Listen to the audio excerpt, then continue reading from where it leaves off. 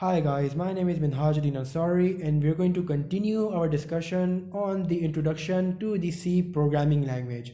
So in our previous tutorial, we learned about the basics of this very simple program and we saw that this program printed hello world in our output screen. So one thing I forgot to mention in my previous tutorial is that you can also enter comments in your program, and those comments are basically used to make it easier for you to understand your program and for someone else who's reading your program to understand what your program is trying to do.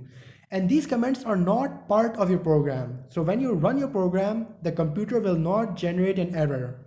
So in order to write a comment, you write the two front slashes and then you can write whatever you want. So I'm going to write this program prints hello world in the output screen.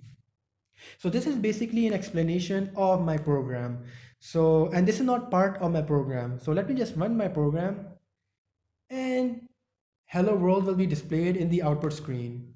So if I do not add these two front slashes right here, then this line right here, this will become part of my program. And since this line right here, it is not written in the correct C language syntax.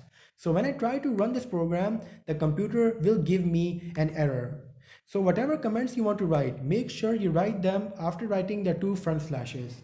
So now I'm going to tell you the steps this program goes through in order for the computer to execute it, in order for me to get the output of my program. So I'm going to open the Paint here, right here. And so, okay, is this working? Yeah, it's working. So the very first step is the editor step. And the editor in my case is Visual Studio. And in this editor, we write our C programs. So editor is also a program in which you write your C program. So this is our very first step, write program. We write it in the editor. After writing our program, when we run the program, when we try to run the program, the first step is the preprocessor step. And I'm going to write it right here, preprocessor. Now the preprocessor is also a program. And what it does is that it processes our include statements in the program. So let me go back to my program right here. So these two lines at the top, these are processed by the preprocessor. So in order to use the printf function and getch function, the computer needs to know information on how to use these functions, on how these functions work, and the information is present in these header files. So the computer first processes these header files before running these functions. So that is why it logically makes sense that a preprocessor program has to process these include statements at the top. So because in your main program, you are using these functions. So the computer must know how to use these functions before it actually uses them. And that information is included in these header files, and that is why the preprocessor stage processes these header files before processing your main program. So this is the second step, and I'm just going to write here, and the preprocessor statements are start with this number sign right here. So let me go back to my program. So this symbol right here, this symbol right here means that this statement must be processed by the preprocessor program. So that is the second stage. And after the preprocessor does its tasks, the third stage is the compilation stage. And this is done by a program called a compiler. So the compiler basically converts your source code. Now, this right here is my source code. And this is written in English or closely related to English language. Now, the computer cannot understand English. The computer can only understand a sequence of ones and zeros, which is called machine language. So in order to convert this source code into machine language into ones and zeros, we need a program called a compiler.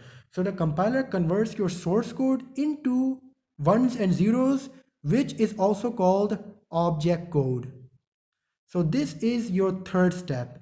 And then after that, let me just scroll down a little bit. So after the third step, the fourth step is the linking step. And this is done by a program called a linker. So now let me go back right here. These printf, and getch functions, they also have their own object codes. And in order to link the object code of your source code to the object code of the functions, the pre-built functions, you need a program called a linker. So the linker simply links both object codes together. So I'm just going to write links object code. So now this is the fourth step. And then finally, the fifth step is the executable file. And I'm sorry about the background noise. It's kind of a rush hour, a lot of traffic. So, oh, give me a second. So yeah, okay. So the fifth step is the final step, and it is the executable step. And this step, I mean, this is basically where you receive your final program.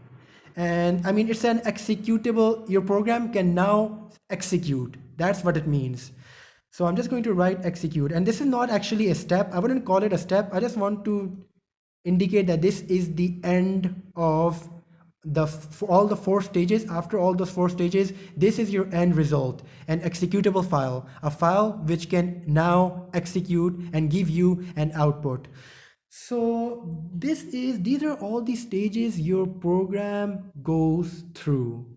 And it might be a little bit tough to, I mean, digest it all at the moment, but I want you to search it up in the internet and try to find as much information as you can regarding all these stages when your program is running or before your program runs.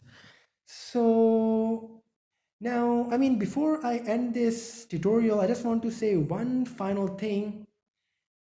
Each of these lines, they are called statements, and each statement performs a task.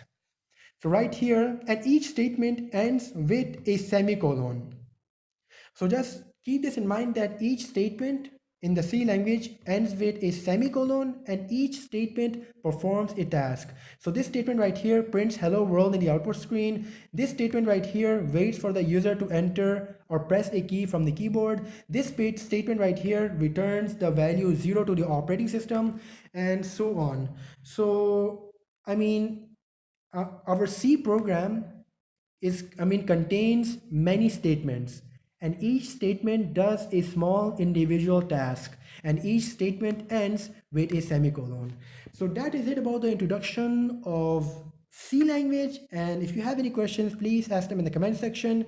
And English is not my native language, so I might stutter, my vocabulary might be a bit weak, but I'd appreciate it if you guys just, ignore that.